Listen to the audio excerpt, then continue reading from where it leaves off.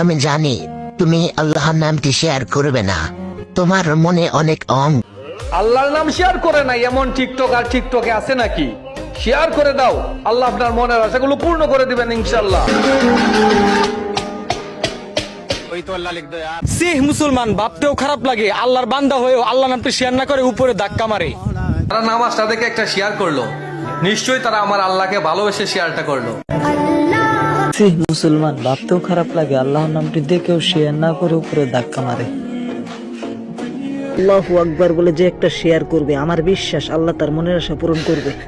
আল্লাহর নাম সামনে আসলে শেয়ার না করে যে আঙ্গুল দিয়ে উপরে ধাক্কা মারেন, এই আঙ্গুলের বিচার কিন্তু আল্লাহ করবেন। হিন্দু হলে সইরা যাও আর মুসলিম হলে কাবা শরীফটা শেয়ার করে দাও, হয়তো তোমার একটা শেয়ারে আল্লাহ তোমাকে হজ করার সুযোগটা করে দিতে পারে। ভাই আমার আল্লাহর নামটা কি শেয়ার করা যাবে? রাখবো আপনাকে সারা জীবন মনে।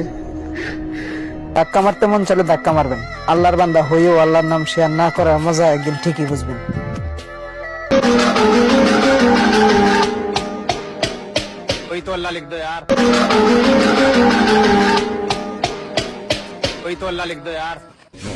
আমি আল্লাহকে দেখিনি, দেখেছি তার সুন্দর সৃষ্টি।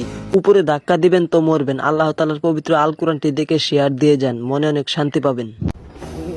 আমি আল্লাহকে দেখিনি, দেখেছি তার সুন্দর সৃষ্টি। ধাক্কা মারার ভিডিও হলে ধাক্কা মারবেন, কিন্তু মনে রাখবেন যে আঙ্গুল দিয়ে ধাক্কা মারবেন এই আঙ্গুলের বিচার কিন্তু আল্লাহই করবেন।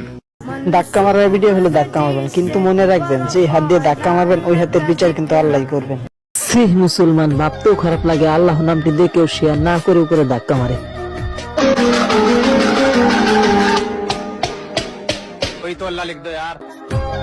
কোরআনটা একটাবার শেয়ার করে দেখেন, মানে শান্তি পাবেন, সাথে আজকের দিনটাও খুব ভালো পাবেন ইনশাআল্লাহ।